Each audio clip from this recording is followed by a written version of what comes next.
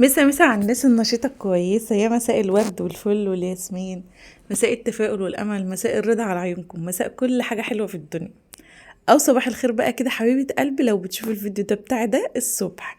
طبعا أنا بمنتج لك الفيديو كده بالليل، فقلت إيه أمس عليك وأقول لك مسائك زي السكر، مسائك عسل، مسائك سكر.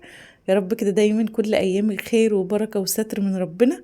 يا رب كده كل أيامنا حلوة وسعيدة يا رب، ويعفو عننا ويسامحنا ويرضى عننا يا رب العالمين. ويا رب دم علينا نعمة الستر والصحة، اللهم أمين، أنا وإنتم وكل السامعين. عايزة أقول لكم بقى وحشتوني كتير كتير من الفيديو اللي فات. لو لسه كده أول مرة بتشوفي قناتي المتواضعة دي، معاكي أختك زوزو، بقدم لك كده روتينات، وصفات، بعد مرة كده فلوجات بسيطة. يا رب قناتي تعجبك وتنور رضاكي وتكون تحت حسن ظنك كده. فالنهارده بقى روتين يوم عادي جدا في حياتنا، يعني كالعادة زي ما قلت لكم احنا هنطلع كل يوم روتيننا العادي هنقدمه مع بعض بدون خداع بدون اي حاجة. فاللي احنا عملناه هنقوله مع بعض، ندخل على بعض طاقة ايجابية حلوة. ممكن تستفيدي مني بكلمة، ممكن استفيد منك بكلمة. طب ازاي يا زوزو استفيد منك او تستفيدي مني؟ ولا يهمك يا حبيبة قلبي، انا ممكن اعمل حاجة انت تقولي لا بلاش، انا بعملها بالطريقة دي. طب تعالي نعملها بالطريقة دي مثلا. طب انا ممكن بعملها بطريقة انت ما بتعملهاش بيها، فناخد معلومات من بعض ونجدد معلومات بعض كده، فاهمة ازاي؟ وطبعا اكون شاكرة ليكي واتشرف بيكي لو كتبتيلي كومنت حلو كده منك زيك، زي الناس العسل والسكر اللي بيكتبوا لي كومنتات حلوة. ربنا ما يحرمني منكم، وبالاخص حبيبة قلب سامية، ربنا يكبر بخاطرك ويقف جنبك ويساعدك ويخليلك اولادك. وكل من شاف الفيديو بتاعي ده في اي وقت يدعيلك ان هو ربنا يحنن عليكي ويخليلك ولادك. وعايزه اقول لك صاصه بقى، لما شاف التعليق بتاعك قراته له فقال لي خلاص يا ماما كده انا هسمع كلام طنط ساميه وهلبس الجاكيت بتاعي وهو جميل وكل حاجه. ربنا يكبر بخاطرك يا حبيبه قلبي زي ما بتكبري بخاطري، وما بتفوتش كده فيديو او اي حاجه ليا الا لما بتكتبي لي كلام حلو يفرح قلبي. عايزه اقول لك انت كفايه عليا بالدنيا وما فيها والله العظيم. ربنا يخلي لك اولادك يا رب، و... ويديم عليكي نعمه الستر والصحه يا حبيبه قلبي يا رب، اللهم امين. يلا بقى نبدا فيديو النهارده كده بالصلاه على النبي عليه افضل الصلاه والسلام. اللهم صل وسلم وزد وبارك على سيدنا محمد اشرف الخلق وعلى اله وصحبه وسلم. روتين النهارده بقى يا ست البنات، قلت تعالوا نرتب الشقه مع بعض كده واقول لك على شويه تريكات بسيطه يا رب كده تفيدك في حياتك. بما ان احنا مع بعض فنتكلم شوية مع بعض. طبعا بقى قبل ما نبدأ الفيديو كده، بما ان هو روتين، تعالي نقول الدعاء الحلو بتاعنا بقى. اللهم اني اتبرأ من حولي وقوتي الى حولك وقوتك يا ذا القوة المتين. اللهم دبر لي امري فاني لا احسن التدبير. صحت كده بقى، ظبطت دنيتي وكنت غاسلة زي ما انتوا لو متابعين معايا يعني اصلا بالفيديوهات اللي فاتت، كنت غاسله بقى فرش اللي هو الحفاظات بتاعه الركنه وحفاظات الانتريه.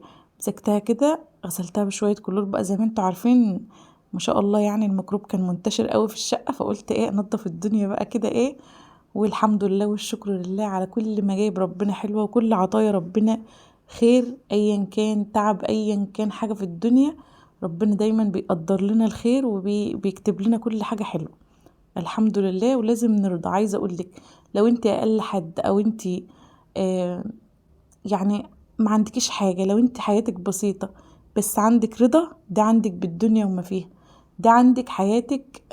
الحمد لله. كفايه انت قافله بيبك على نفسك، كفايه ان انت محدش حاسس بيكي، ما بتمديش ايدك لحد. هو ده الرضا من عند ربنا، هو ده الرضا بتاع ربنا اللي انت بترضي بحياتك. بصوا يا جماعة احنا احسن من غيرنا كتير. احنا لو دخلنا كده دورنا في تلاجتنا هنطلع عشا يومنا. لو دخلنا كده فتحنا الفريزر هنطلع اي حاجة، نعمل غدا وعشا وفطار، مش هنحتاج لحد. في ناس غيرنا كتير عايزة اقول لكم اه يعني مش لاقيين، ما عندهمش زينا كده، مش مبسوطين. اوعي تبص لحد على اساس ان انتي اقل منه. ده عندها شقة سوبر لوكس وانا ما عنديش، ده عندها عزال مش عارفة وانا ما عنديش. يا حبيبتي ارضي بكل اللي ربنا يكتبهولك. ارضي، اعرفي ان ربنا انعم عليكي بنعم ما ادهاش لحد تاني. ربنا كده اداكي حاجات ما ادهاش لحد. كل واحد فينا له 24 قيراط.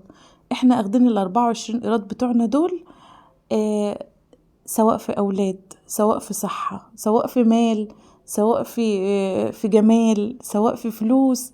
يعني انت واخدة كل حاجة بما يرضيكي. ربنا عامل معاكي كل حاجة حلوة. فانت ما تقوليش ممكن انا عايزة فلوس. طب تخيلي لو الفلوس دي معانا كده واحنا مش مبسوطين. تخيلي لو الفلوس دي معانا ولا قدر الله يا رب ما نشوفها ابدا، وعيل من اولادنا كده تعبان او عنده تعب، الله اكبر، كل ما نبصله كده نزعل او نتضايق. هتبقى مبسوطة؟ لا طبعا. والله العظيم الفلوس دي اخر حاجة تفكري فيها. اي نعم هي سر الحياة، بس برضو في نفس الوقت مش كل حاجة الفلوس، مش كل حاجة الفلوس. احنا معانا ومستورة الحمد لله، بس ماشي على قد كده. والحمد لله بفضل ربنا وفضل دعاء ربنا ودعاء الوالدين لينا. الحمد لله والشكر لله. لازم نرضى بكل اللي ربنا كتبه لنا. احنا لنا مكان يقوينا، لنا سرير ننام عليه، لنا غطا بنتغطى بيه. غيرنا مش لاقي اللقمة الناشفة الحاف ياكلها. عايزة اقول لكم انا لما بتضايق بيا وولادي يعني يقعدوا يتكلموا معايا، كلنا بيمر علينا ظروف، بيبقاش معانا، ما بيبقاش فيه الاكل على القد، الحياة على القد. بقعد اتكلم مع ولادي وبالذات ابني الكبير، بقعد اتكلم معاه. غيرنا بيطلع اللقمة من الزبالة ياكلها، غيرنا مش لاقي. غيرنا يا حبيبي ينام في البرد. بص على اطفال فلسطين، بص على اطفال غزة. يعني بصوا دايما ركزي لولادك ان هم احسن من غيرهم بكتير.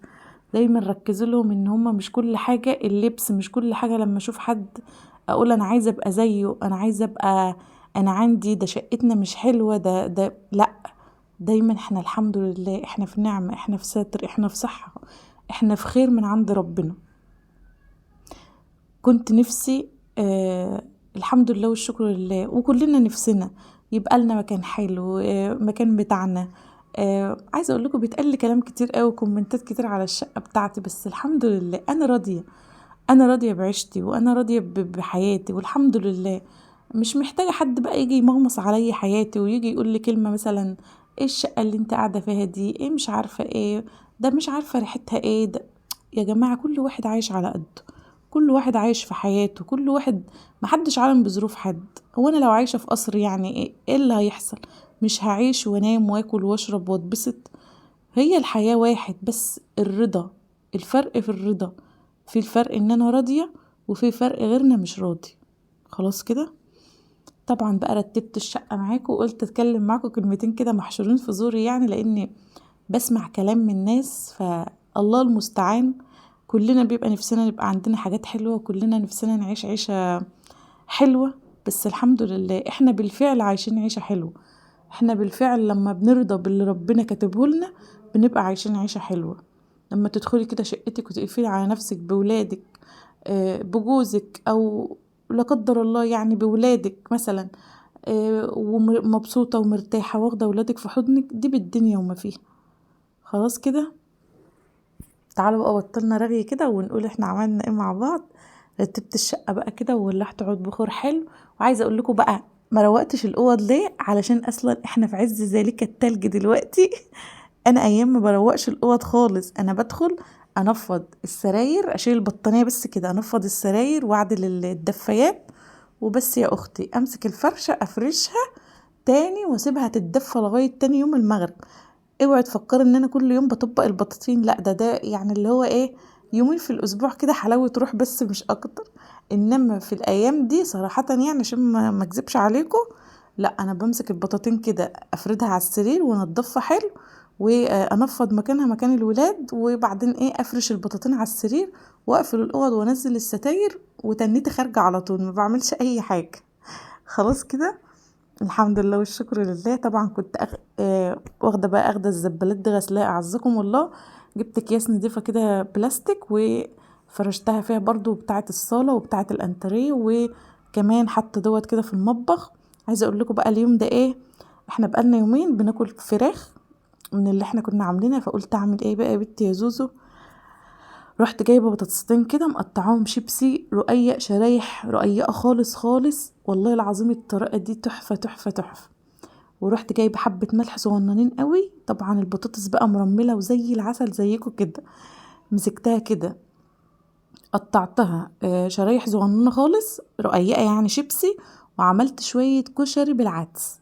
ما حمرتش بطاطس، ما عملتش اي حاجه، بس كده. هو ده اللي انا عملته، هو ده اللي انا عملته، ما عملتش حاجه. وجبت حته سمنه بلدي كده قدحتها للرز ولما ولادي جم بقى خرجت حته حدقه وجبت طماطميه قطعتها وحطيت الرز على البطاطس بالسمنه البلدي وهرست كله في بعضه واكلت الولاد. والله العظيم اتراضوا وكلنا وكان زي العسل. بس خلصت بقى وقلت ايه، العيال صعبوا عليا الصراحه، قلت اعمل لهم حاجه حلوه كده. المهم هنا الاول عملت ايه، كان الكتل ده مش نضيف خالص، عايزه تخليه زي الفل معاكي. غسلته وعملت فيه كل حاجه. قلبه كان فيه اماكن كده باينه، يعني مش اماكن باينه اللي هو ازاي، يعني مش عارفه اوضح لكم. في من مكان التسخين كده حاجات باينه في الارض مش راضيه تطلع بالسلكه ولا باي حاجه. جبت عصره، جيت حطيت فيه شويه ميه وجيت حط عليه عصره ليمونه ومعلقتين خل ورحت مشغلاه. غلي بقى. عايزه اقول لكم والله العظيم انا ما غسلته بسلكه من قلبه. مجرد ما غلي البخار طلع على اللي فيه كله ونضفه ورميته في الحوض. تمام. انا كنت غسله اصلا قبلها بالسلكه، بس كان في بواقي كده مش عجباني، فاهمين اللي هي البرقعه اللي بتبقى في قلبه من جوه دي. طبعا الكتل بتاعه دي استلس. تمام. قلت بقى ايه كده، الولاد الصراحه كنت قضيت اليوم ده اردح كده ما عملتش حاجه. قلت بقى اعمل لهم حاجه مسكره كده يعني ياكلوها اخر السهره. عملت ايه يا بنتي يا زوزو، عملت لهم شويه شعريه بالسكر والله العظيم. وعايزه اقول لكم كان عندي لبن بس ما رضيتش احط لهم عليها لبن. حطيت ايه، كيس فانيليا بس وحبه ميه وشويه سكر وزي الفل والحمد لله وتراضينا والموضوع عدى والدنيا زي الفل. عايزه اقولك مشي الدنيا، مشي حياتك، ما توقفيش حاجه. عودوا ولادك اللي موجود في البيت ناكل منه. عودوهم اللي احنا في غيرنا مش لاقي، في غيرنا مش لاقي. انا اليوم ده على فكره كان اخر اسبوع، كان اخر الاسبوع كانش عندي فاكهه والله العظيم، ولا كان عندي اي حاجه حلوه. يعني مش هكدب عليكم في اي حاجه، ما كانش عندي فاكهه. طب العيال يعني الولاد طبعا بيجوا بالليل كده عايزين حاجه حلوه. آه نزلتهم جابوا كيس شيبسي وكيسين لب كده وقعدوا بقى اكلوهم. قلت لهم اعمل لكم حاجه سخنه كده تدفيكم ومسكره وفي نفس الوقت حلوه. حمرت شويه شعريه كده وكان عندي برضو لبن بس ما رضيتش احط عليها لبن طبعا عشان احنا لسه يعني في تكاتيك الدور اصلا اللي احنا واخدينه ده، فما رضيتش احط لبن خالص. انا مستبعده اللبن والبيض والسمك اصلا من كل الاكلات عندنا. وطبعا بقى بعد ما غسلت الكاتل حطيت فيه شويه ميه كده وحطيتهم على الشعريه حمرتها تحميره حلوه. وخلاص على كده الحمد لله، واليوم عدى والدنيا مشيت والحمد لله. وعايزه اقول لكم دايما ارضي، دايما حسسي ولادك ان القليل كتير. حسسيهم ان القليل عندك كتير، ان اللي موجود خير من عند ربنا. ايا كان لو جبنه وعيش، ايا كان لو اي حاجه حلوه موجوده في البيت لازم يحمدوا ربنا عليها. وعملت ستايل بقى كده ودور اللي هو ايه يعني، حضرت لهم اكل. المهم جبت لهم اطباق بقى كده وغرفت لهم. وعايزه اقول لكم بقى جبت رشه زبيب كده صغيره على وش الشعريه ورحت غرفه لهم واكلوا واتبسطوا زي الفل. وعايزه اقول لكم ان انا بحبكم جدا جدا في الله.